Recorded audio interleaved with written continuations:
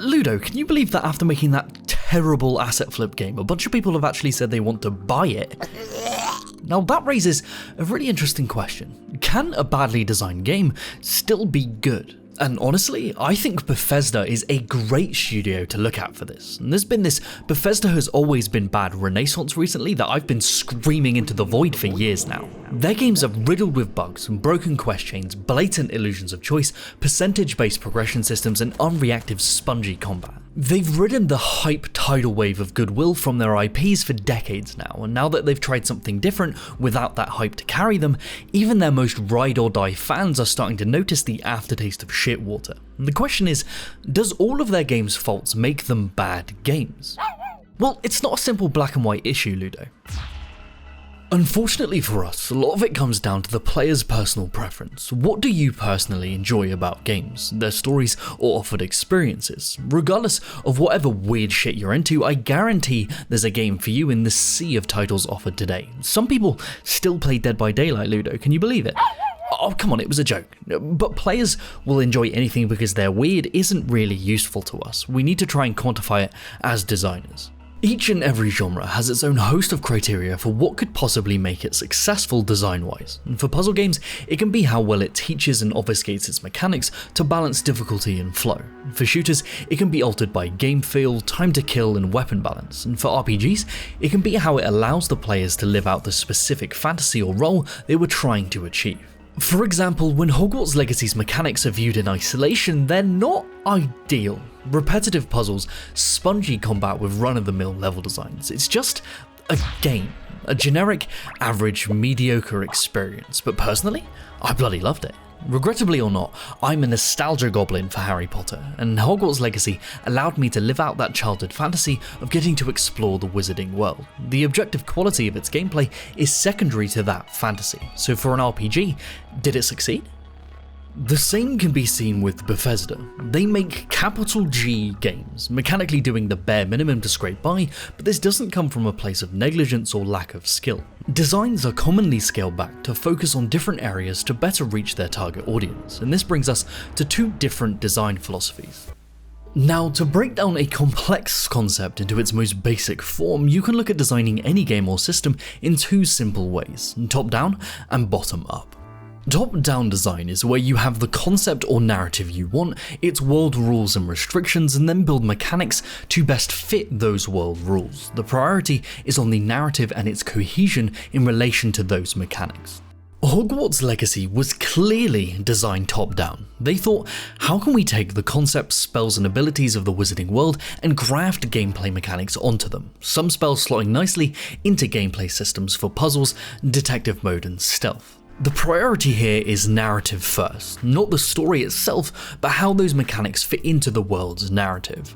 With bottom-up design on the other hand, these priorities are reversed. First you create interesting mechanics and verbs, things for the players to do, and then create new narrative concepts that fit atop those mechanics. You'll see this a lot in roguelikes or card-based games. During development, designers use a mix of these two philosophies to make the best experience possible. Each developer has their favoured method of focus, but neither one is objectively better than the other. Games related to existing IPs or movie tie-ins are nearly always designed top-down. They have a narrative they need to facilitate, and this commonly creates bland and generic experiences. They already have their narrative, they just graft gameplay onto it for it to barely be considered a game. But this isn't an inherent issue with top-down design.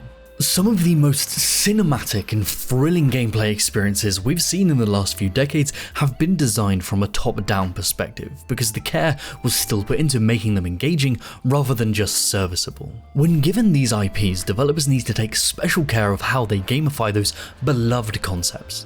Bottom-up design, on the other hand, can lead to some of the most mechanically interesting games you've ever played because the focus was placed on gameplay first, but this can also lead to their narrative through-line or mechanical cohesion, leaving a lot of players wanting. Endlessly engaging for some is mind-numbing for others. It's all about the balance between these philosophies to create the best experience for the players we want to attract.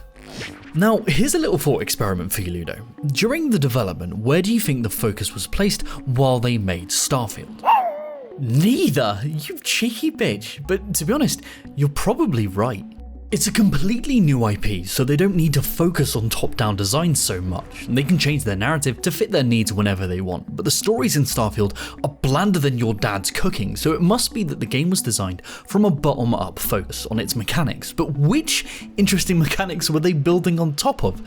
It's all generic bollocks. I challenge you to name an interesting Bethesda mechanic that wasn't directly tied to its story. So if the focus wasn't top-down or bottom-up, I guess it was both, just badly? I believe Bethesda's intent was to create a world that is palatable to the widest amount of people possible. They're casting a wide net, hoping to entice them to explore this universe.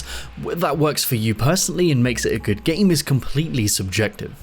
Many players consider Bethesda games to be mindless, repetitive slogs, ham-fistedly attempting to keep your attention as they do the same thing over and over and over, being more in the business of pre-release hype rather than crafting satisfying gameplay hooks anymore, if ever.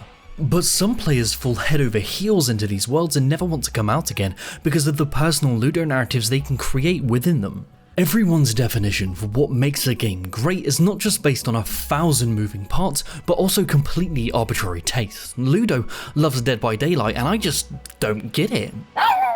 No, actually I won't drop it. And to be honest, that's okay. You cannot create a game that is going to be universally considered a good game. It's impossible. For us developers, it all comes down to intent.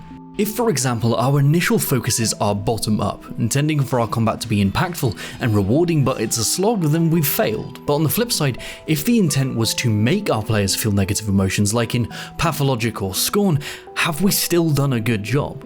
Are we crafting a world for our players to explore? Are we attempting to create a meaningful gameplay experience for players to return to time and time again, or tell a one-and-done story the players will remember for years to come?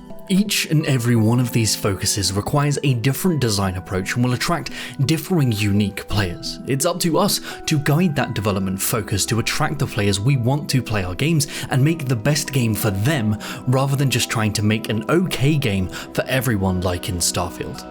Attempting to be a jack of all trades most likely turns you into a jack of no babes. And that's right, Starfield, you ain't got no bitches.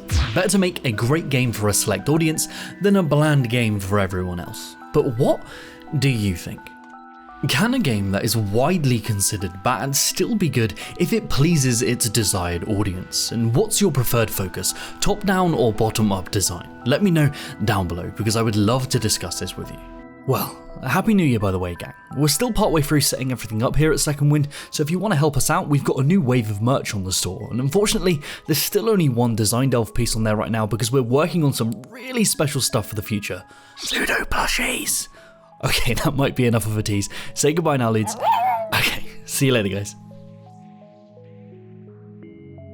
2024 is here, which means new year, new you. No matter what your resolution may be, make sure you look good while doing it with our brand new line of Second Wind hats, hoodies, t-shirts, and more over at Shark Robot. Want to lose that belly fat? Wear your fully Ramblematic hoodie and laugh at an industry that never learns anything. Tee-hee-hee, oh my sides.